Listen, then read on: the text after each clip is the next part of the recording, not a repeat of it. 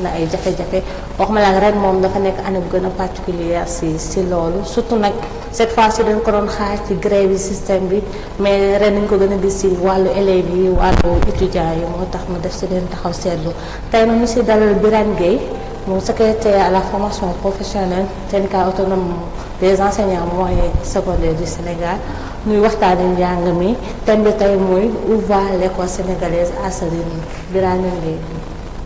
maa ngi lay fay soxna Mariam. di am mbégte si invitation bi te di gërëm waa gox bi gox gi TV c'est ça. di wax ne waxtaan bu am solo la parce que dafa concerner l'école sénégalaise donc loo xam ne parents d'élèves yi am kii ñoom leen di invité ñu suivre ko ci ndax xam naa ne xalaat yi ñu fiy jibal dina am njariñ lool pour école sénégalaise. am na solo Birane ñun aussi ñuy am kontaan di dem ci thème yi parce que dafa am solo njàng mooy lépp te xam na ne askan surtout bu ñu waxee suñu dëkk yi Afrique nga xam ne lépp su ñun ay ndaw la ni nañu dem balaa 70% de notre jeunesse ay ndaw la ni te ne ni ndaw yi ëllëg noo war a gérer ëllëg noo war a doxal kon jàng dafa nekk loo xam ne mooy base ñoo ne foog ñu former leen tàggat leen teg leen ci yoon bu demee nag ba mu am jafe-jafe foog mu am taxaw seetlu te ay atami nii jàng mi am ay jafe-jafe ñuy wax góom yi bëri na école sénégalaise dafa feebar lan mooy problème bi léegi tey nag ñu egsi si cas yoo xam ne dañuy gis ay agression physique ay violence boo xam ne xëy na bokku ci woon muy gën di fees yow ban analyse nga mën a defal à première vue ci situation école bi actuellement. waaw gis nga Mariam école sénégalaise damay wax ne sax dama utiliser terme daara. ndax daara ci réew mooy li nga xam ne maanaam mooy synthétiser Sénégal ci melokaanam yépp ndax képp koo xam ne doom la ci réew bi fa ngay ñëw dajee ñu jàngal la tàggat la ngir ëllëg nga mën a am taxawaay bi ñuy xaar si yow en tant que citoyen ci réew mi donc loolu dafa am solo bi nga xam ne mu départ si jàngalekat bi si ndongo bi jàng ci wàjjur yi ba ci réew mi ñu jox ko solo bi mu laaj buñ ko joxee solo boobu ñëpp xam intérêt bi nga xam ne daara bi moom la am ci askan wi su boobaa taxawaay ku ne dina doon taxawaay bu rafet ba école bi mën a mucc te école bu muccee réew mi mucc mais agression yi fiy gis ak scène de violence yi fiy gis yooyu yëpp day wan ne daara jooju ci société bi la jukkoo te société bi am na ay feebar yoo xam ne foofu mu feeñ ci biir daara ji donte la nag daara ji moo war a tàggat ndaw yi pour ñu mën a saafara jafe-jafe yooyu. Birane bu la déggee bu baax mooy li xew ci école bi wala li feeñ ci école bi ci askan bi la commencé d'abord. mën naa ko wax parce que gis nga agression yi am. bëri na ci askan bi chaque jour nga di gis ay scènes de violence ay nit ñu agressé ay nit ñu rey loolu dafa nekk lu taxaw lu xam ne fës na ci réew mi scène de violence yi saccagé gis nañ fi événement yi fi amoon le 8 mars. gis nañ li am te doon na loolu ay élèves a ko def. mais gis nañ ci réew mi ay scènes de pillage un peu partout. donc day wane loolu dafa nekk loo xam ne ci société bi la nekk. bu nekkee ci société bi nag tey jékki-jékki ba benn jamono mu ñëw feeñ ci biir daara ji. te wax naa la ne sànq daara ji moo war a tàggat ndaw ñi. bañ am taxawaay boobu. donc problème yooyu foo mu ci école bi ñu mën koo jël xool nuñ ko saafaraa de former waat ndaw yi ba nga xam ne loolu dina jeex ci daara ji. mais aussi jeex ci askan bi. jeex ci daara ji ba pare jeex ci askan bi am na solo ndax lépp ci askan bi nooy jógee ci xale yi ci askan bi lay jógee dem ci école bi bu ñu jógee ci école bi ci askan bi la ñuy delluwaat mais bu nee agression bu njëkk bu nee agression mooy xëy na ñi nga xam ne danoo jàngul wala seen jàng dafa eggul wala ñi nga xam ne dañ dem nekk ay mën nañ ko wax ay bandits du terme entre guillemets wala ñoo xam ne seen avenir dafa xaw a yàqu wala ñoo xam ne mais si ñoo leen doon xaar ay agression physique mais bu ñu demee ba jàngu Sénégal waxuma supérieur xëy na yàgg nañu gis université avec violence étudiants yi tàmmaloon nañ noonu mais enseignement moyen ak secondaire tàmmewuñ ko xamee violence dëgg la ay at ça fait 2 à 3 ans ñooy gis si moyen ñuy agressé ay professeurs ay agression physique mais ay benn cas ñaari cas lay nekk bu ñu ko waxee après mu jeex ren ñu gis ni am na ne ay 3 cas yu toppante doyatul xale yi ñu gis ñu jubilé léegi école bi daan tëj dëgg la xale yi yàgg nañu jubilé bu école tëjee ni jël na ni ba dem noppalu ji mais dañ ko doon def yooxu kii après yoo sante ku ne ñibbi mais ren nañ gis ay saccage la àndal ren ñu gis ni li nga xam ne moo incarné tunu école bi moom la ñu jël di ko def si anam boo xam ne rafetul baax yi ñuy utiliser di ko def noo xam ne rafetul te nga xam ne fii 2 mois fi ngay dellusiwaat mais foofu noonu lan moo war a indi tey loolu noonu. si xale yi. ñoo baal ma jox la benn misaal. gis nga nit bu feebaree. fu mu jëm hôpital. waaw. symptômes yi muy wane fan la koy manifester day egg bu biir hôpital di ko fa manifester. bu ko fa manifester nag ci la docteur di doog a xool xam ne kii lii mooy feebaram. mu jéem ko prescrire ay médicaments yi nga xam ne moo koy dalal. image boobu noonu moo am ci école bi askan bi dafa feebar. askan bu feebaree nag faw mu feeñ ci biir école bi maintenant nag na jàngalekat yi ak gouvernement bi préparé wu pour mën a jël feebar boobu saafara ko gis nga image boobu. damay may 2 minutes rek. ma defal la benn diagnostic profond du système éducatif sénégalais. ay ca may naan la ko. d'abord jàngale. dafa am solo am gëdd buñ ko war a jox pour que ndaw bi ñëw di jàng si. mu xam ne daara ji mu nekk. lieu sacré la lieu bu am solo la xam ne fii bu ñëwee xam-xam la fi war a jëlee ba nga xam ne wàjjur bi koy préparé di ko yóbbu wàjjur boobu moom d'abord ci boppam dina xam ne fi ma yóbbu sama doom fu am solo la dina préparé doomam nit xamal ko ne fi ngay jëm da nga war a sàkku xam-xam ngir liy defar sa avenir gouvernement bi nga xam ne moom moo am responsabilité régalienne boobu noonu gouvernement boobu jox jumtuwaay ak aqabil école laaj pour que ndaw boobu bu ñëwee ñu mën ko tàggat ba nga xam ne dina egg fi xam ne ëllëg bu nekkee ba mag gouvernement bi dana ko mën a employer pour mu liggéey réew mais boo xoolee ne gouvernement bi joxul àq boobu joxul jumtuwaay yi joxul mat yi war école pour école def liggéeyam sooxe am na muy benn ñu dem ba nga xam ne société bi ku ci nekk yaa ngi daw looy dundal sa njaboot loo leen di jox ñu lekk ba éducation de base avant ngay indi sa doom école lii yar bi mu war a départ ci kër ga yar boobu àjjur yi amatuñ jot def ko ci doom yi bu boobaa day andi beneen sooxe benn manquement nga ñëw si école bi ak léegi nga xam ne ànd ubbeeku ndaw yi di gis lu ne ci bitim réew te luñ gis duñ mën a am capacité segg ko xam lan la ñu war a pratiquer ci seen dëkk ak lan la ñu war a pratiquer dañuy ñëw rek appliquer muy 3e feebar beneen bi mooy jàngalekat yi aussi il faut ñu wax ko ci suñu responsabilité de bopp bu ñuy recruter léegi jàngalekat yu ci bëri ay ndaw lañ préparation bi mu war a laaj formation bi mu war a laaj day des buñ ñëwee nag ñoom it buñ jàkkantalee yooyu yëpp problème yooyu yëpp ma la wax. te mën naa ci sax citer yeneen émission la parce que temps la. waaw yooyu mooy waral problème yii nga gis biir école. bu ko defee nag ndaw bi ñëwee noo xam ne xaaruñ ko woon ci moom yaakaaree wuñ ko ci moom. mën nañ dem ba enseignant bi aussi réagir noo xam ne xaaree wuñ ko ci woon ci enseignant bi loolu dafa fekk ne ñi fay seeni responsabilité dafa bari mais bi ci njëkk gouvernement bi la. boo gisee souvent dañuy gis syndicats yi ak enseignants yi di dem grève di ñaxtu li ñuy ñaxtu tey gis nga moo waral li ñuy vivre li ñuy ñaxtu parce que dañu teel a gis ne école il faut mu am lii bu ñu ko amee dana nekk endroit wala milieu boo xam ne bu am stabilité lay doon mais loolu bu amul mais gouvernement war ko def te defu ko maanaam ay rëcc ay erreurs yu mel nii lay war moo tax nag duñu chaque fois di ñaax gouvernement bi di ko wax ne li nga xam ne enseignants yi laaj nañ ko pour école jëm kanam nekk gouvernement bi jéem a teg seen loxo defar école bi ba mu nekk cadre boo xam ne ndaw bi bu fa ñëwee dina xam ne fii du milieu violence dina xam ne fii pour ñëw am xam-xam la ngir dem jariñ sa réew bu ko defee nag jàngalekat yi ñoom aussi gën a tàggat seen bopp gën a delluwaat ci suñ société ci yar bi ak ut xam-xam bi ñu xamee woon jàngalekat bu ko defee ndaw bi bu ñëwee visage bu mu mën andi moom dina am yaatu dënn ba mën ko dalal teg ko ci yoon bi mu ko war a teg ba ndaw bi xam fan la ko réewam di xaar mais buñ ko deful nag buñ am mbetteel situation yu mel nii di répété wu.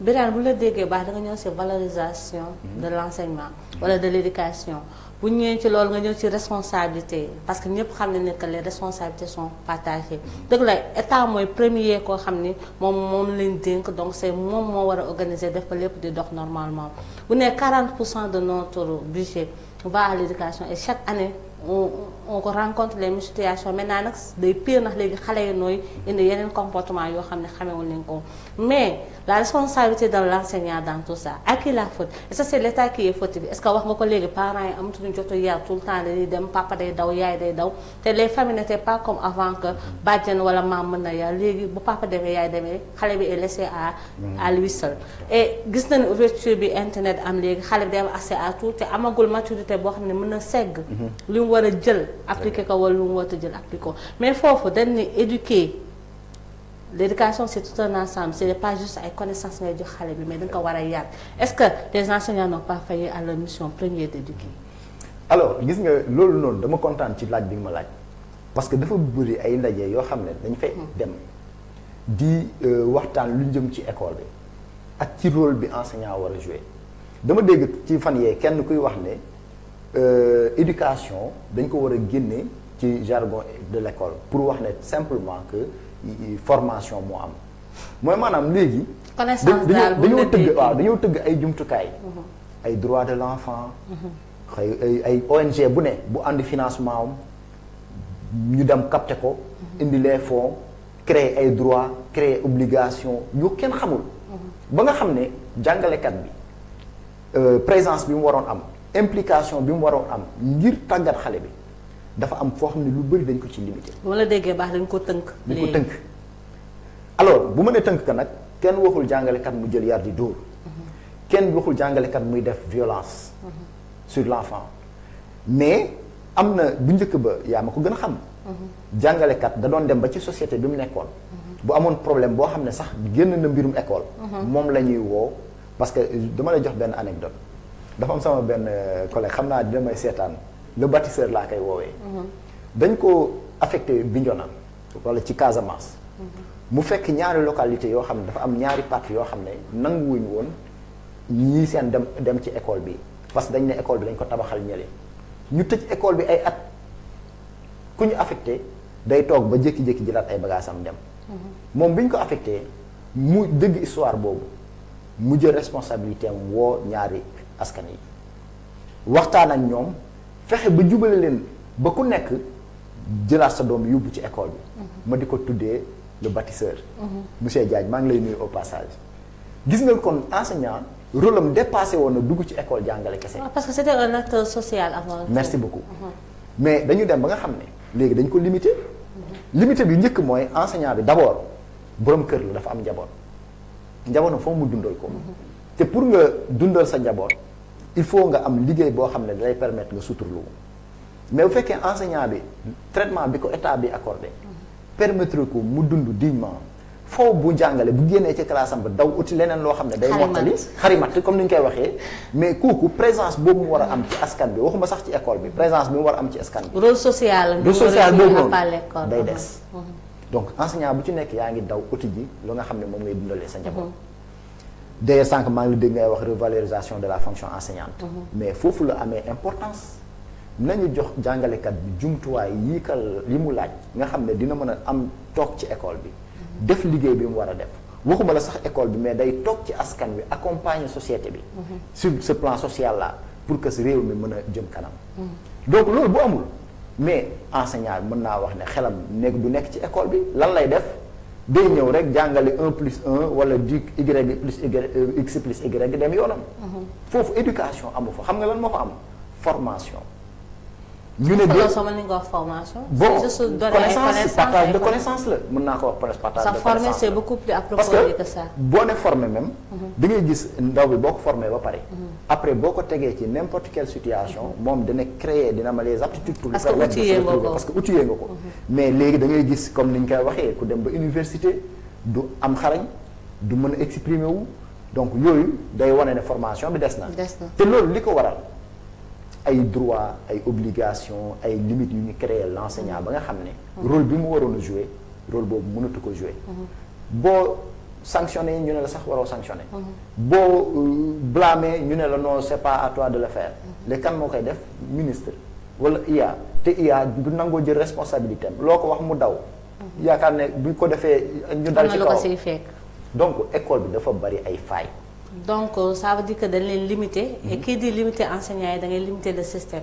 parce que xëy na convention yi suñu njiit yi di signé à gauche à droite te ñu xam ne ñun sénégalais yi wala ñun africains yi da am nu ñu tëddoo suñu société yi dafa am nu mu dëppoo kon li ñu ko war a contextualiser mën na lu ñuy appliquer dans le monde extérieur nu bëgg appliquer suñu système pour nu mën a fonctionner dëgg la on demande pas de châtier l'élève on demande pas d'être dur wala brutal avec l'élève mais bu njëkk am na nu élève doon xoolee jàngalekatam bu njëkk wax nga ko le rôle social li ko defoon mooy koñ bi sax boo bokkoo sa jàngalekat koñ am na danga daan calculer koñ booy jaar koñ boo du jaar ndax xam nga bu la gisee am na fu mu la teg ci yoon mu la teg ba bu la gisee si yenn anam yi yoo xam nga lu lay xaar même bu dul rek kersa gi ngay am xëy janaw moom daan na la téye léegi en tant que syndicaliste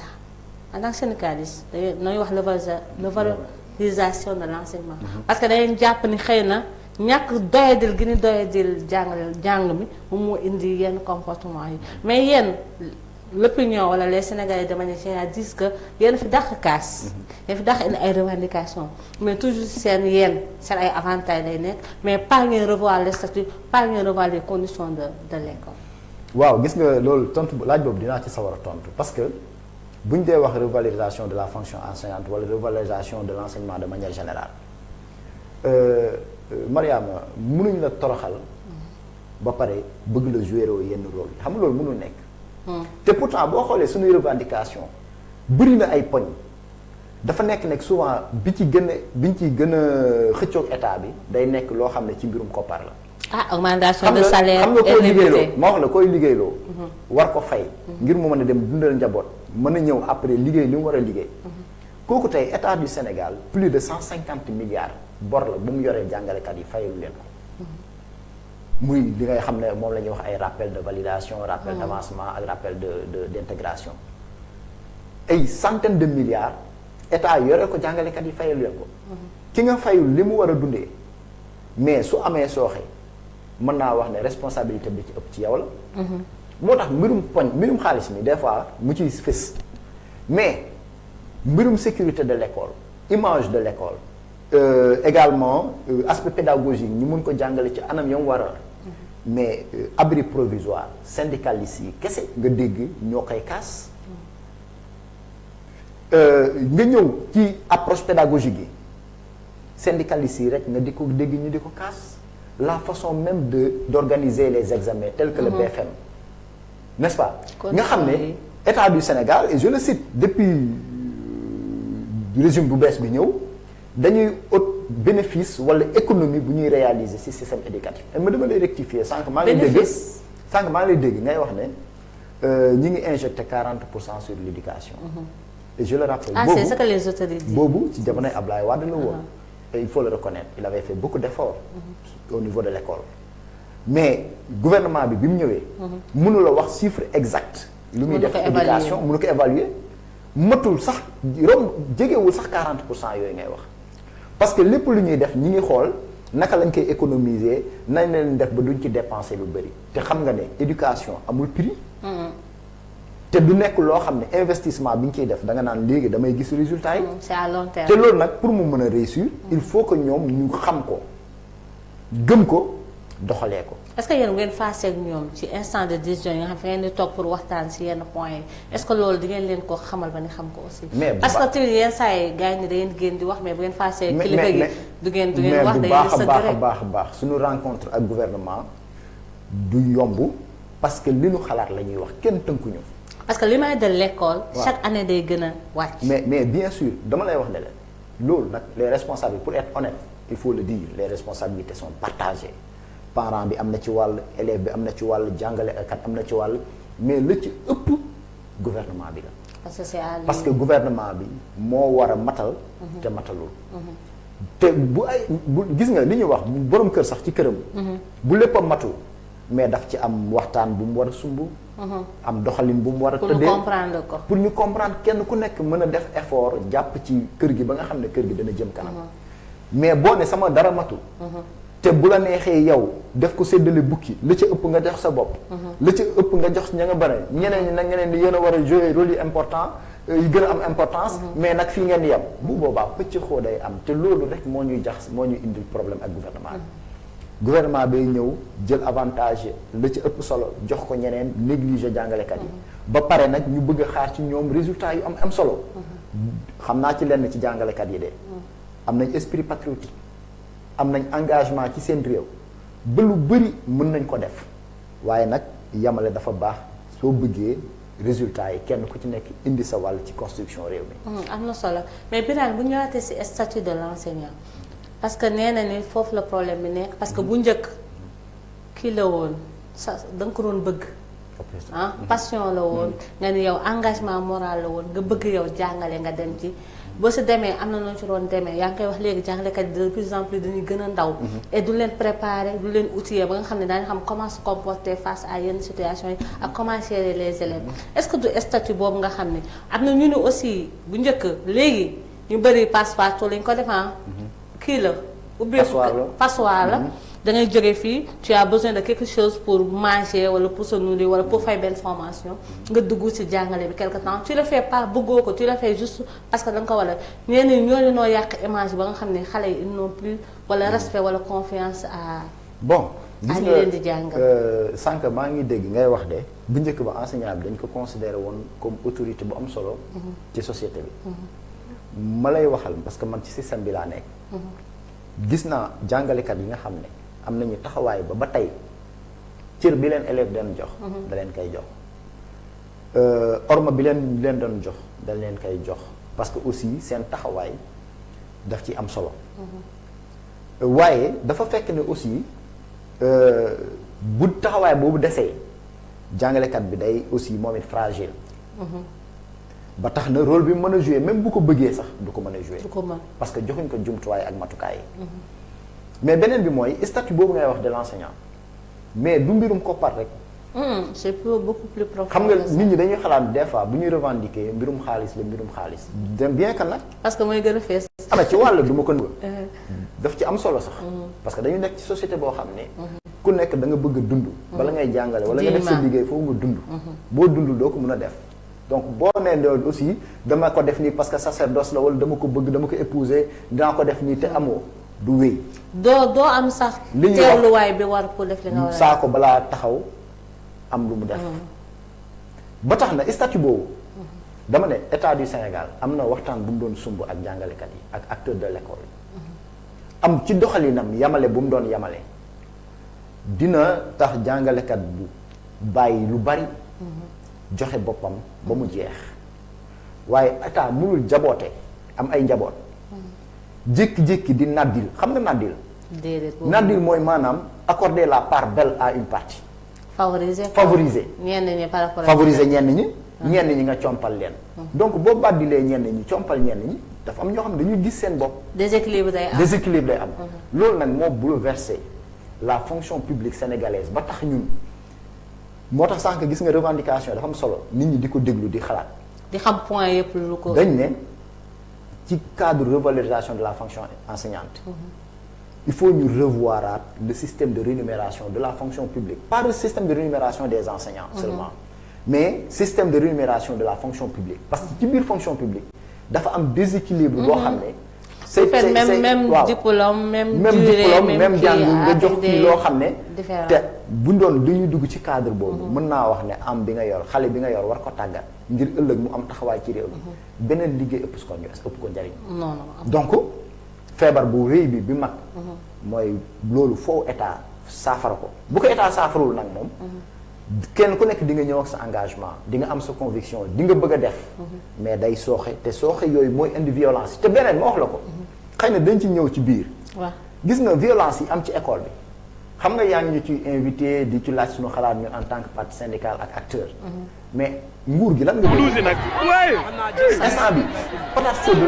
dañuy toog di seetaan pour mu kuri di xool nan la ba nañ commencé la fay fii déwén agaay fàtte ko ñu dem ci leneen vacance dina ñëw déwén mais feebar boo saafara bu dee ñëw dem ñu doon xaar ci autorité ñu càmbar ko jël ci matukaay yu am solo te buñ ne matukaay du rek sanction dàqte leen ñun d'accord nañ ci exactement ñu jël élèves yi dàq leen ay 5 ans ñu bañ a jàng parce que def nañ erreur nañ leen corriger permettra ñu système bi nga xam ne lii ñu def du ci mais ci cadre bi gisul ci état def ci dara ñi ngi koy bàyyi en ministère déggoo sax président de la République wax ci wala kenn wax ci te nag affaire la boo xam ne dafa am solo lool buñ ko saafarawu teg ci ay jéego yi nga xam ne élèves yi dañ xam erreur bi ñu def bu beneen yoonee su ko seen morom bëggee def sax seen beneen morom mooy jàpp ci loxoom ne ko déet loolu buñ ko bàyyee nii rek demee musiba lay doon te gis nga nee naa la doomu aadama su feebaree dem hôpital pour faju bu ko hôpital fajowul nan lay def bu ci yàlla dimbalewul day ñibbi kër ga dem toog débrouillé wu ba yàlla ñëw mara détail yi donc feebar bu mel nii su amee ci biir école na ku nekk jël sa courage en main jéem a xool nu ñu koy saafara pour mën ko dépasser à jamais sinon bu ñu ko deful mara détail imaginez un jour élève agressé professeur bi tourné fay réagir bu réagir luy xew ñaanuñ ko yàlla te loolu xaaruñ ko ci élève te nag ñun aussi suñu sécurité dañ ko war a protéger et ci boobu damay sol sama buubu syndicaliste mais foofu interpeller état ne ko na assurer garantir sécurité des enseignants parce que dëgg la élèves yi suñuy doom lañ suñuy jarbaat lañ suñuy yëpp ñoo nekk mais au-delà de ça buñ demee ba nit ki ñu di ko agressé moom aussi dafa war a sàmm sécurité boppam te bu ko état sàmmalul moom foo mu ut ay matukaay nu mu ko sàmmee boppam te bu boobaa pëcc xoolay am raison pour laquelle ci code boobu maa ngi ci profité à travers Gox Bi TV di interpeller état di ko wax ne na saafara lii balaa muy jur leneen bu ñëwaatee si daañu jël si aspect bi nga wax si comportement bi ñu war a am en fonction de attaque yi professeur di subir mais bu ñëwaatee si gestion bi état war a si gérer situation bi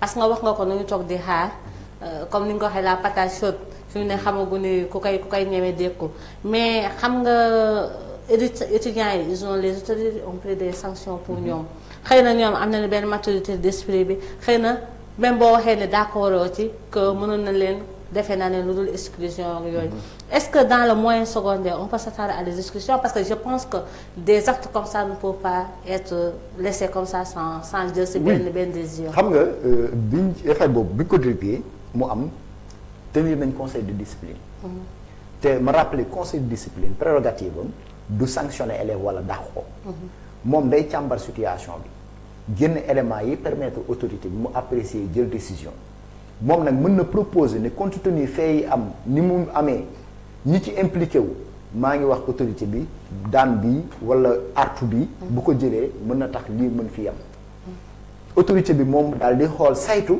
daal di dëggal loolu wala mu seet lu mu ci dolli wala lu mu ci wàññi mais nag bi mu amee dañoo gis ne inspecteur d'académie yi mu concerné wala IEF yi mu concerné ba ci ministère de l'éducation nationale kenn nangoo gu cee jël ab dogal. statué guñ ci ko. en tout cas ñu ngi koy dégg nii rek coow laa ngi jóg. ku ne yaa ngi koy delloo sa morom. mais Mariama. yow en tant que jàngalekat. noo xoolal da nga ma gis nga sànq da ngay wax suñu revendication. pour lu war ne la c'est pas seulement l'aspect pécuniaire mais dañ doon wax. def yaa ngi koy wax c'est pas seulement l'aspect pécuniaire mais c'est toujours l'aspect pécuniaire la ñuy gis. attends cette fois-ci parce que sànq da nga wax ne gestion. des établissements ñun dañu ñëw ñu ne état na créer lu ñuy wax mise en place du corps des administrateurs scolaires maanaam ñiy jiite école yi foofu ñu am aussi ñoom jumtuwaay ak matuwaay ak taxawaay bi leen permettre situation bu ñu ko gisee mu war a ñëw duñ xaar ba mu am ba pare am na taxawaay bu ñu ci taxaw woon doon taxaw xëy na du egg si foofu n'est-ce pas mais malheureusement ñiy jiite école yi aussi amuñu jumtuwaay booyu tàggatuñ leen ci loolu ñu ne nag sur le plan administratif sur le plan financier sur le plan ressources humaines sur tous les plans ki jiite école bi wala ñi jiite école bi dañu war a am ay jumtuwaay ba nga xam ne phénomène yu mel noonu su naree ñëw dañ ko mën a stopper te d'ailleurs li ñuy regretter mooy phénomène li nekk di def tache d'huile parce que gis nañ ko an léegi dem na ba Vélingara dem na ba ci biir l'intérieur du pays hier gis na ni école bu ñu lakk gis nañu école bu ñu lakk dañ leen autorisé wul ñu def seen fan lañ ko gisee parce que am na lu xew fii buñ teeloon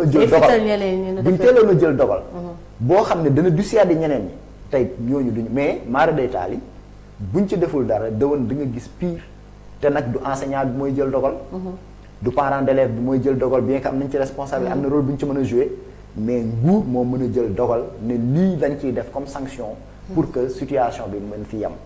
mais nguur boobu bu ragalee parce que jamono ji jàpp nañ ne lépp lu ñu def ñu mere leen wala ñu dal seen kaw.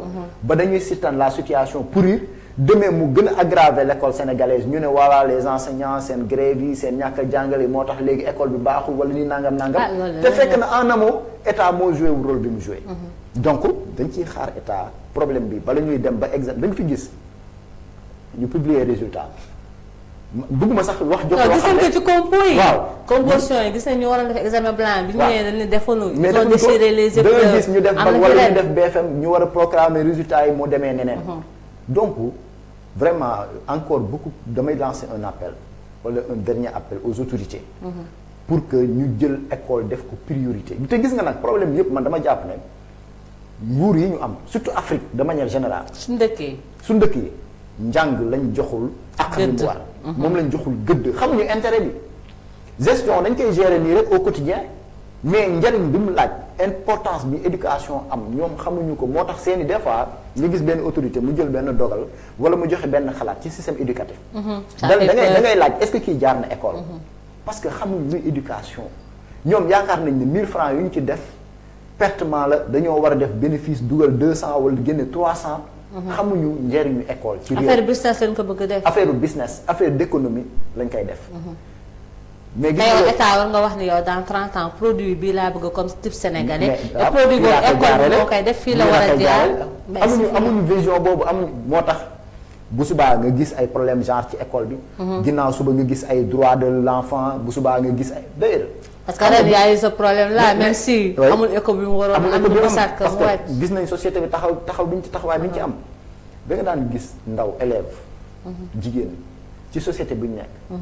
mu ñëw dugg école sol lu gàtt lu bon. yow jàngalekat bi nga war ko ne waddul. parce que mën na am posture boobu mën na perturber. enseignement apprentissage. bu ñu demee ba ne la yow jàngalekat amoo droit def loolu. ça veut dire que élève biy dugg classe am téye cigarette am sax. yow mënoo nekkul amoo ci loo ci wax mënoo ko génne. mais ba pare nag bu situation yi amee ñu ne jàngalekat bi la. condition yooyu mënoo ci yar dañ koy tooñ. dañuy tooñ jàngalekat yi.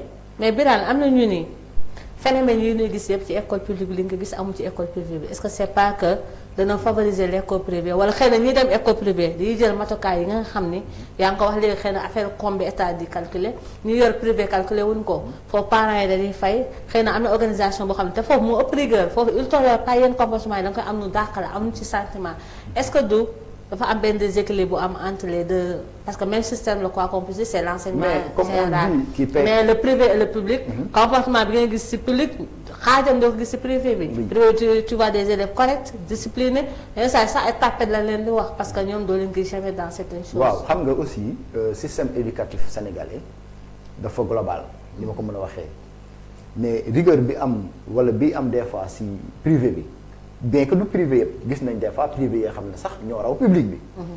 mais da nga gis privé yoo xam ne rigueur bi fa am mesures yi ñuy teg. leer na ne acte de vandalisme yu mel noonu boo ko defee dowee dañ lay dàq. te atum rek yàlla sa papay fay. nga xëy ñu dàq la kooku benn responsabilité élèves yu bëri ñemewuñ koo jël. comme nag public la nguur gi du jël matukaay yi ci war a def wala taxawaayu nguur bi ci war a taxaw des na. mais élève mën naa am sañ-sañu def lu ko neex. mais damay jàpp ne système éducatif moom c'est global mënuma xaajale public ak privé. c'est le même système. demain mën nga ko gis ci privé bi sax nga jàpp ci gémmiñ. mais donc gestion yi wute na. mais gestion yaa ngi koy wax léegi administrateurs yi. waay waay outillé wuñ leen accompagner wuñ leen ba li mën a xam. anticiper ci yenn gestion bi am na différence kon ñee ils sont plus organisés. gestion bi am na différence mais gis nga da ngay gis ku jugee ci public dem ci privé. wala ku jugee ci privé ñëw ci public. day am ça veut dire que produit yi day valser partout c'est la même chose. maintenant nag gestion bi administration bi mooy def la différence te administration bi. fii état mooy commandé. fee nag ay nit ñoo ciy doxal état nag li muy commandé dafa am benn légèreté boo xam ne mënu ci wax parce que moom matalul. ça veut dire que même man foofu je comprends pas même état bu matalul bu yenn yi amee war naa mën a jël responsabilité assumer parce que sinon l'état devient faible. man wax sax waxuma assumer mais na ci àddu rek bu àddoo ñu xam lan mooy position. mais état bu ragal a àddu état boo xam ne. au moins commission de discipline bi def effort réunir statuer la mu dagal ñee jàpp nañ ne patate chaude la ñemewuñ ko ña ngi koy sànnante ko ci nekk. Ça veut dire que l'État aujourd'hui a failli à ses responsabilités, il faut oser le dire. Maintenant nag état boobu aujourd'hui ka koy incarné mooy le chef de l'État nañ ko wax mu organiser waat le système éducatif jël matukaay yi ci war def ci lim ci war a def ngir système boobu jaar yoon. mais Birane le système booba tey nu ngi si vous avez fait des assises. tout ça pour organiser le système. vous avez eu des élections pour jéem a structurer le système. mais où est le problème alors. mais où est le problème dama la wax ne la ñëw nañ fii sur la rémunération le système de rémunération des agents de l'État ñu def ci étude état génne xaalis dem fay cabinet ne ko defal may étude ma xool. cabinet boobu MGF EPS Afrique def étude am. ñëw ñu woo acteurs yëpp président de la République toog ne d'accord naa système bi c'est déséquilibré et ça présente des inégalités. et on doit aller vers la correction. ñu tëgg loolu defar ko ba mu pare. ñëw indil ko président de la République tegal ko ci table moom mi waxoon ne gis naa ne lii am na lu ñu ci war a saafara bañ càmbaral ko ba indil ko ne ko lii nga ci war a saafara. mois de mai daaw moom lañ dégg mu ne du may augmenter benn salaire wala du ma ci def nii. non mais loolu c'est compréhensible parce que. contexte pandémie bi la. mais dama ne contexte pandémie bañ ko koy jox. ba muy commandé étude bi. 2016 la woon su ma juumul wala 2015. bi mu ko defee ba pare boobu pandémie amagul sax ci monde bi. ñu tegal ko ci table am boobu ba léegi mu dugal ko ci tiroir am toog di ñu xool. waaw amal yeneen urgence yu waaw après léegi nag gis nga fa école am feebar maanaam dëkk bu am jàngoro mel noonu. boo jugee ci problème parce que tout est urgence dans ce pays. non boo jugee mais dafa gis nga nag tout est urgence mais dafa am loo xam ne boo ko fajee ren. mu waxuma sax moom mu faju mais mu fajal la sa problème yu bëri priorité ëpp ko. beneen secteur boo fi jël mu am problème soubassement bi c'est l'éducation. waaw donc boo fajul bii. tu multiplies les problèmes. alors que boo fajee bii mën naa wax ne say problème résoudre ko à 80%. est-ce que aussi le phénomène bi xew ci xale yi muy l'indiscipline notoire surtout violence bi est-ce que c'est pas un phénomène mondial moo xam ni ça dépasse l'État ça dépasse les enseignants parce que gis na ni xale yi léegi rarement ñi nga xam ne ils sont motivés par l'éducation rarement ñoo xam bëgg nañ leen ni la bëgg naa jàng ba egg benn niveau wala bëgg naa lu parce que ñoom ñëpp dans leurs esprits se disent que c'est pas l'école qui fait la réussite. est-ce que du loolu nekk ci état xale yi moo tax xale yi di defee nu mu leen neexee aussi. gis nga boo seetloo. ñi nga xam ne yàlla may na leen moyen ñu jël seen dem dugal leen ci école yi nga xam ne am na rigueur am na stabilité ñooñu seeni doom dañuy réussir ñooy dem ba génn gouverner waat ñi nga xam ne ay pauvres lañ jël seen doom yi yóbbu leen ci école yi nga xam ne dafa manque de stabilité. day wane ne li nga wax également le monde aujourd'hui c'est un village planétaire dafa ubbeeku. mais parce que centre d'intérêt xale yi dafa changé mais teewul ne est-ce que ñun na nga koy jël en compte. teewul ne parent bu ci am jël sa responsabilité. yar sa doom teg ko ci condition yi mu war a tegu pour mu yaru. éducation de base état bi jël jumtukaay yi mu war a jël def ko. danaa di mën a ne du am influence du jóge ci biti ñëw ci biir. waaye bu ñëwee. ndaw bi dana dañ ko préparer ba dana xam lii naka la koy gérer. loolu la Senghor doon théoriser naan enracinement avant ouverture. te ma jox la benn exemple Mame El Hadji Malick bi tubaab bi ñëwee laaj ko doomam. daf ne jiitu naa leen ci. waaw def naa ci li ma war a def naa ci li ma war a def. donc loolu day wane ne. ndaw bi la responsabilité des parents mooy ñëw. responsabilité des parents mais responsabilité du gouvernement daf ci am solo. parce que nee naa la parents am nañu ci responsabilité mais parents yi aussi. mais yaar éducation de base xale bu juddoo première année yi yaay ji la papa ji la. yaay ji la papa yi mais yenn valeurs yi yow yaa koy installé ci sa doom. tekkal ci ba nga xam ne après lu ñëw fekk mais léegi bu nekkee ci société bi nga xam ne papa ji bu xëyee xëy bu yaay ji bu xëyee xëy ah su amul ay infrastructure wala ay jumtukaay yi nga xam ne dina mën a remplacer papa ji. mais doom ji xale bi les laisser à lui-même. est-ce que il n'est pas temps que parents yi xam ne fi xale yi jëm il faut ñoom ñu def benn sacrifice minimum. prise de conscience bi daal li ci am solo mooy prise de conscience ça doit être partout. parce que parent boobu moom ngay retrouver ci jàngalekat yi. parent boobu moom ngay retrouver ci administration ci autorité yi. réew mi nag nee naa la feebar bi dafa wër fépp. te pour ñu faj ko. fenn lañ ko mën a jaarale mooy ci système éducatif. buñ ko fajee yeneen yépp saafara buñ ko fajul feebar yi multiplier wu léegi nag la balle est dans le camp du gouvernement c'est à lui de faire le choix. lan la bëgg il faut mu xam ko xam fan lay agir. bu ko deful nag ragal bañ ko xarab bàyyi situation ba muy pourrir duñ mos a am système éducatif bi wax tax ëllëg ñu am ay médecins yu baax. duñ mos a am système éducatif bi tax demee ñu am ay magistrats yu mën a àtte. duñu am système éducatif buy tax demee ñu am journalistes yi nga xam ne dinañ mën a càmbar joxe information yu baax. duñ mos a am ki war a gouverner avec transparence n'est-ce pas à tous les niveaux. duñ am sax ba am koo xam ne mën na la toggal ceebu jën bu normal.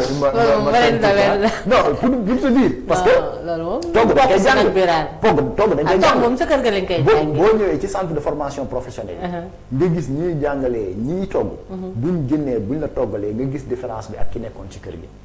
donc jàng lépp dañ koy jàng loo jàngul mokkul. mënoo koo tëj boo ko tareet dina am ay jumte.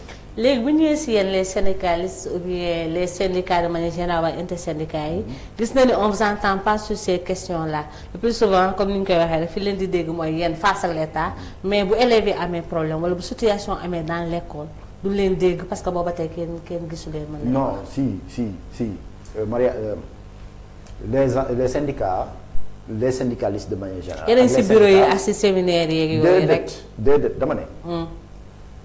bi ñu fi bëggee dugal ci entre guillemets li ñu wax ci affaire genre affaire góor jigéen. waaw en décembre. société bi la concerné. syndicat yi nga dégg ñoo taxaw wax ko. mais foofu sax syndicat yi ñu ci déggoon dañ koy wàññi benn ñaar. waaw parce que syndicat yi fa toog. wax nañu. syndicat yi fa toogoon ci jataay boobu ñoom ñëpp dégg nga leen. mbir mi it dégg nga ci syndicalistes yi ñuy wax xanaa kay dañu leen dégluwul nguur gi daf leen dégluwul mais syndicalistes yi wax nañ ci. alerté woon ngeen ci wala bi mu amee conseil orienté ngeen état ci. xoolal maa ngi lay wax ne ça fait 1 an. am na ay enseignants yu ñu fekkoon ci seen village agressé leen. daaw. da nga dégg syndicats yi génn dénoncé ko wax gouvernement bi na ci ubbi enquête xool ñi def jëye jooju. ñu teg leen ay daan. loolu la ñu waxoon da nga dégg gouvernement bi def ci benn acte. amul suite. loolu nag amul suite moo jur lii. kon foo fee boobu noonu da nga yaakaar ni. xam nga du syndicaliste ñoo war a jël dogal dem traquer sanctionner. non du syndicaliste. lan lañ mën a am lan lañ mën a def alerter gouvernement bi ne ko attention lii bu wéyee dina jur jëye. gouvernement bi nga xam ne moom moo am autorité dem exercer violence boobu s'il le faut wala mu def enquête bi ba am les résultats. jël ay daanam. su dawee ses responsabilités defu ko ëllëg lu am lu ne moom mooy responsable. mais bu kenn ne syndicalistes yi dégluwul leen askan baa ngi déglu nag xanaa gouvernement moo ñu dégluwul mais askan bi dañuy dégg ci sujet yi nga xam ne au-delà même de l'école dafa concerner les Sénégalais. da ngay dégg syndicalistes yi ñu am ci taxawaay indi ci xalaat yi nga xam ne leer nañu bu ko état bi wéyalee dina jur saafara. malheureusement nag état bi.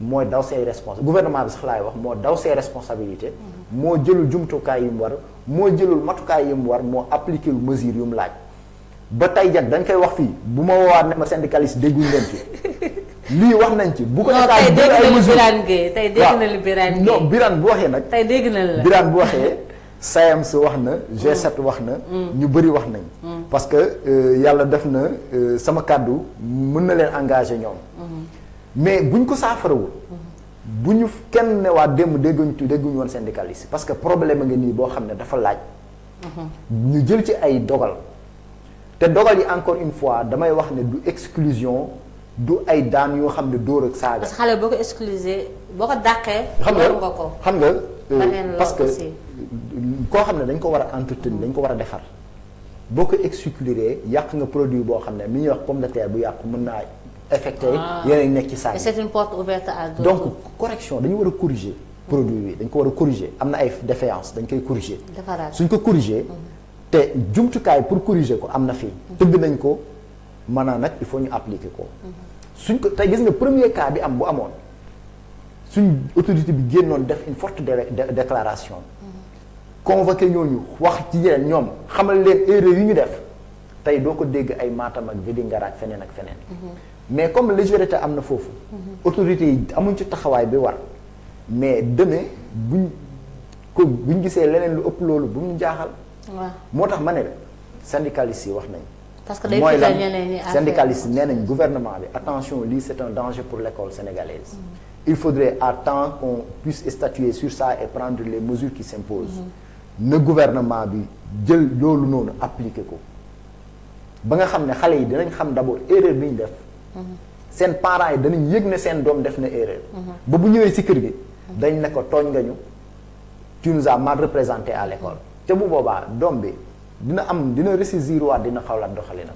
mais bu ñu deful dara comme si de rien n'était bàyyi situation bi noonu muy pourrir pour dire que non dans quelques jours l'école va fermer ses portes, on va oublier ça comme le gouvernement a toujours l'habitude de faire mais malheureusement ça va revenir encore et de manière plus sérieuse. mais Birane loo xalaat si ñuy wax ne quelles que soient les responsabilités l'école sénégalaise moo feebar boo xam ne amul jàngoro lenn rek lañ mën refonte totale. bon gis nga am na fii les assises de 86. mën naa ko citer ba 2011 2014 assises yi am yépp sur l'éducation et la formation même résolution yi la ñuy répéter maanaam li feebar xam nañ ko xalaat nañ ko mais li feebar bu mënul am jàngoro duñ dindi teg non dama ne li feebar fii métti xam nañ ko jox nañ ko ki ñu ko war a jox ki ñu ko war a jox na moo war a dogal mais su dogalul seetaan am ay priorité am feneen mais yaa xayte amuñu solution. kon dans cette condition école sénégalaise amul avenir. bon xam nga nag dañu nekk ci foo xam ne ay borom xel ay borom xam-xam. ay sénégalais war a décider nangu ne ay sénégalais ñoo ko séq. donc dañuy continuer di am espoir que ni il arrivera un moment les gens seront obligés de se ressaisir et prendront les décisions également qu'il faut ba tax na duñ ne école sénégalaise amul avenir parce que am na lu fi nekk nag foog ñu defar ko jàppale ko pour mu jëm kanam. xalaat nañ ci ba pare. bien que xalaat yi mën nañ ko gën a puusaat. diagnostic bi révélé na défaillance yi ñu war a corriger. mais dama ne défaillance yooyu il faut autorité bi nga xam ne moom moo am sañ-sañ moo am dogal na ko def bu ko defee école bi daal waxuma école bi rek saafara mais dana saafara leneen lu dul école.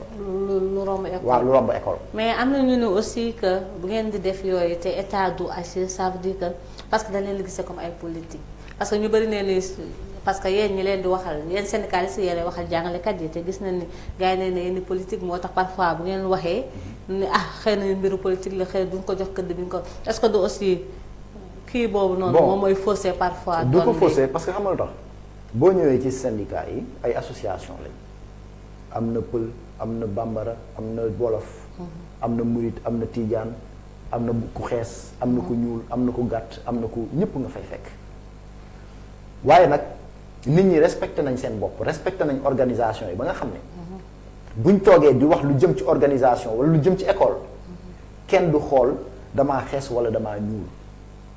les appartenances idéologiques la. amul dama ne l'école n'est ni socialiste ni libérale ni autre. mais ce qui incarne l'école elle est sénégalaise. et on a des valeurs sénégalaises. qu'on partage ensemble. et c'est ça qui nous intéresse aujourd'hui. loolu moom mooy li tënk jàngalekat yi mooy li tënk syndicat yi. ñàkkuma fayda ba toog sama syndicat di jugee fële di ma imposer idéologie politique am wala idéologie religieuse am. dañu ay intellectuels la dañuy toog xool li nga xam ne moo concerné école bi bien que ci syndicat yi am na ñoo xam ne bokkuñ ci benn parti politique bokkuñ ci benn daayira ay sénégalais lañ. buñ ñëwee toog xalaat indi seen xalaat na ko nit ñi jël au sérieux en commençant par le gouvernement mu appliqué wu. waxuma la sax yow yaa ngi wax sénégalais naan non dañuy am ñoo xam ne sont politique mais un cabinet indépendant bu état dem jël contracté ko. mu xalaatal ko ba jox koy xalaat mu jël xalaat yi dugal tiroir. kooku ki nekk ci réew mi nga naan ko yow bu xees bu gàtt nga bu xalaatee noo koy def. donc daal volonté politique dama ne volonté politique la. nguur gi xamuñu luy éducation joxuñ ko àqam moo tax nag feebar bi day jëm kaw. am na ñu ne aussi dafa dem ba système bi ñi ko incarné ne sont pas des hommes du métier. loolu aussi waaw bari na ci parce que moo tax parfois duñu xam ce qu'il faut faire. waaw maa ngi la koy wax sànq si njëlbeen bi ma ne la des fois nga toog ak autorité wax ak moom lu jëm ci éducation mu tontu la d'une façon boo xam ne da nga naan kii est-ce que jaar na ci banc école sénégalaise. est-ce que produit système la est-ce que jàng na. parce que ni ñuy falee si suñu réew da ngay gis ku bëri coow nekkoon ci dara xoox xuloo ñu jël ko teg ko ci poste mu war a dogal te liñ poste bi ñu ko teg amu ci xam-xam te modestul pour déglu techniciens yi ko war a xamal mais bu boobaa loolu day jur problème autorité dina jël décision ci système éducatif ñu topp ci moom sax xam ne décision bi baaxul mais duñu am sañ-sañ ne ko décision bi baaxul wala warul méngoo système bi. parce que pouvoir am. parce que pouvoir am la pouvoir politique la am. da nga ci gis sax ay ministres yoo xam ne chaque jour ñu nekk ci plateau yi taxaw. li ñuy wax yépp doo dégg seen secteur bi ñu leen jox. ñu wax ci. da nga koy gis damay seetaan fii pour ne pas citer de nom ay ministres yoo xam ne ci système maîtriser wuñ ko wala taluñ ko. il préfère faire une descente politique dem defi meeting wala defi campagne bu ñu waxee chiffre ñu avancer ci chiffre mais réforme li war a am ci système bi fañ ko war a jëmale feebar yi ci am càmbar ba ca am moom sax du ci sax perte temps ci télé wala ci plateau wala ci fenn di ci wax. parce que maîtriser wu ko. soit maîtriser wu ko wala intéressé wu ko. est-ce que réalité sociale sénégalais yi la. non que ni ñuy fale. moom moo dem ba prédominer sur foofu moom mérite bi nga war a am wala qualité bi ñu laaj wala ku ci mel ne président moom la ñuy jox sañ-sañu mun fale ak mu dindi donc ku mu fal responsabilité am la kooku bu deful liggéey ba mu war a def moom moo war a xool compte tenu li mu ko laaj mu sanctionné ko wala mu renforcer ko. parce que quoi qu'on puisse dire am na ñoo xam bi nekkee ministre sentiroon na ni système bi amoon na mbirum dund. en tout cas ci Sénégal gis nañ fi ay ministres yu fi jaar ci éducation laa mën a wax. précisément ñoo xam ne seen jaar-jaar ñu bëri bàyyi nañ ko xel. ku ci mel ne Feu Souran ndeysaan yàlla na ko yàlla yërëm.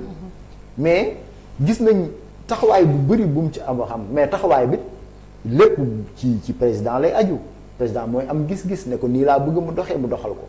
vision bi mais daf ci am ñoo xam ne nee naa la li ci yàqu ci système bi lu bëri ci seen loxo la li ci yàqu ci système bi li ci bëri ci seen loxo la amuñu modestie reconnaître ko. xamuñ ko taluñ ko du sax seen préoccupation l'école dox ak ñàkk dox mooy seen problème seen poste ministre lañu toppatoo woon. ñooñu bi ñu demee dañ fi bàyyi ay feebar yi nga xam ne ba tey feebar yi day law.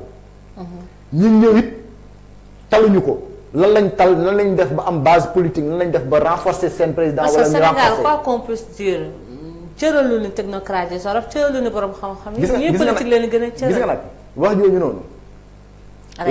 réalité la boo ko waxee ñu ne kii dafa farfale wala dafa farfale fekk ne li ñu intéressé. du ma samba du ma demba du tel parti réew mi moo ñu intéressé bu ñu gisee pour fuy metti dañ koy wax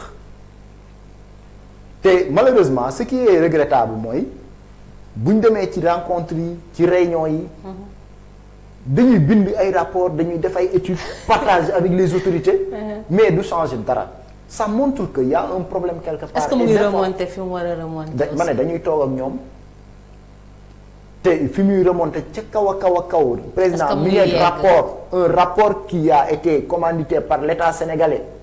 waaw loo xam ne état moo ci fay xaalisam tey ñu jox ko mu dugal ci tiwaaram boobu moom egsi na bu kenn waxul ne egsi na te boobu la teg tànkam faalewu ko sax donc mbir mi egsi na fa mu egsi problème bi mooy xamuñu ko joxuñ ko cër gëmuñ ne sax loolu régler problème Sénégal ba tax na nag dañ ci profité interpeller aussi les populations les parents d'élèves en particulier et aussi les associations des parents d'élèves si xew-xew bi am violence yi ñu gis yi nga xam ne ay élèves a ko def association des parents d'élèves société civile dañ leen ci woo parce que dañu am un rôle important à jouer au niveau de l'école ñu ji xaar aussi ñoomi seen concours seen xalaat parce que ñun parti syndical bu ñu waxee gouvernement ñàkkal ko fayda wala bañ ko déglu parents d'élèves yi seen kàddu xëy na amul egg fenn donc association des parents ak société civile yi ñoo mën a constituer ay alerte ne état bi attention il faut trouver une solution par rapport à ce problème là mais malheureusement je vous le dis aujourd'hui ni ministre ni kenn ay directeur de ay xaw ma lan chargé de la communication du ministère ngay dégg mu def ay communiqué wala muy wax ça veut dire que mbir mi soxalu leen jëluñ ko au sérieux on aimerait bien aujourd'hui entendre le ministre de l'éducation wala le ministre de l'enseignement supérieur wala le ministre de la formation professionnelle adresser un message porter un discours à l'endroit des élèves des parents d'élèves dina am benn porte mais dina am malheureusement sunu autorité aussi dañu amul culture boobu noonu mbir day am ku ne di ko daw wala ñu di ko fënatir parce que amuñu culture assumer seen ay responsabilités. merci beaucoup amuñu parce culture que parfois mënoo xool ni kii kontaan kii boo waree wax waxal boo waree jël benn position jël ko pour intérêt askan bi nga xam ne moom moo la mais autorité loolu mooy essence am autorité dañu lay wax ne bu ngi situation amee nga génn joxe signal bi yeneen acteurs yi saisir cette balle là au rebond jéem a xool ban taxawaay lañ ci am mbir yi saafara mais buñ ne la autorité tu es le ministre tu es le président wala tu es le directeur situation am nga waaf daw ah mais le temps moo fa des nii def donc loolu mooy feebaru Sénégal te am naa yaakaar ne parce que syndicaliste laa wala ci parti boobu laa bokk ci seen addu seen i taxawaay vraiment damay gis ne du ma ne nag ñoo gën a bëgg Sénégal parce que loolu moom sénégalais boo tourné na sa morom maa la gën a bëgg mais tout le temps dañu leen di dégg nag quand même bu kenn syndicaliste waxuñ dañ leen di dégg ñu artu bu kenn syndicaliste waxuñu nu muy wax kon nañ leen di gën a bàyyi xel xëy na dañ leen bàyyiwul xel nu leen war a bàyyi xel wala xëy na ñu si médias yi aussi cëralewul leen war cërale comme ni ñu cërale politiciens yi parce que aussi ni mu ko waxee xale yi ci askan wi leen jógee ci askan wi leen dellu kon c'est important seen cas nu mën leen di leen traité nu leen war traité Birane li ñu cërale woon ci waxtu daanaka mat na sa dernier message ak looy tàggoo tey. waaw maa ngi gërëm waa Gox bi TV bu baax te li tax ma gën a rafetlu jotaay bi mooy damay gis seeni maanaam li jëm ci éducation. li jëm ci problème bi société bi rencontré moom la télé bi di jéem a partage di ci waxtaan ngir trouver ay solution donc télé la bu ñuy encouragé di ko ñaanal yàlla également mu dem fu sori te di leen renouveler également suñu disponibilité que à chaque fois bu ngeen ñu soxlaa ci sujet éducation wala sujet yu concerné société bi incha allah vu que liggéey bi ngeen di def am na solo danañ ñëw ngir marquer en tout cas suñu présence bi ci des nag ay acteurs du système éducatif lañ di ñaax les parents d'élèves mais surtout di ñaax aussi élèves yi bon bien que erreur du ñàkk mais ay ndaw lañ des fois nga rencontrer ñoo xam ne dañu am conscience ci seen rôle bi ñu war a jouer ci société bi fi ñu war a taxaw également seen parents yi donc effet de foule aussi des fois day am mais di leen ñaax di leen interpeller di leen wax ne école bi seen école la seen parents yi ñoo def ay effort ngir ñoom ñu jàng am xam-xam bu ñu defee erreur nañ gis ne erreur la mais ñu fexe ba yooyu ba ñu amati nguur gi nga xam ne nag moom moo am responsabilité jël ci ay matukaay te def ci école li mu war a def na ko nguur gi def te aussi problème yi war a mën a ñëw nguur gi mën a anticiper utiliser les vacances parce que bientôt on va aller vers les vacances mosoo dégg état du Sénégal wala gouvernement du Sénégal ne day woote ndaje day woote waxtaan durant les vacances pour anticiper sur des problèmes mosul am mais nag day xaar ba ubbeeku ñu gis problème yi te des fois sax nga wax problème ñu waaf duñ quoi donc di interpeller encore gouvernement bi di wax ne voilà vacances yaa ngi ñëw nañ ci profiter bari pour régler problème yi nga xam ne actuellement moom mooy nekk ci école sénégalaise waaw di la remercier di rafetlu aussi liggéey bi ngay def ak combat yi ngay porté di la wax ne ñu ngi lay encouragé ñoo ngi sa ginnaaw vraiment di kontaan bu baax ci émission bi ni mu demee ak xalaat yu ak waxtaan bi solo bi mu am merci Birane ñun aussi ñuy am kontaan trop di la am ndax dafa am solo comme ni nga ko waxee du jàng bi rek mais askan bi moom moo ñu soxal te école dafa am lu am solo ci askan bi parce que moom mooy tabax ndaw ëllëg moom mooy tabax lépp tey lu nit doon ci àdduna parce que da nga jaar école parce que dañ la formé parce que am na ku la jàngal jox la li nga soxla utile la ba nga mën a demal sa bopp kon dañ leen amal njukkal école sénégalaise parce que dañ ko hérité dignement et on doit aussi garder ko ba nga xam ne bu ñu koy léegi yeneen génération yi beneen école bu meilleur la leen di jox mais pas école bu feebar Birane la noonu dalal tey Birane Gueye secrétaire national formation professionnelle syndicat autonome des enseignants du moyen secondaire du Sénégal ñu koy jaajëfal bu baax ci disponibilité ak kàddu yu am solo yi chers téléspectateurs et téléspectatrices Gox gi TV ñu ngi leen di jaajëfal aussi ci teewlu bi suñu mbokki internet yi à travers Facebook ak YouTube di leen jox rendez-vous dimanche prochain même heure merci. Merci beaucoup.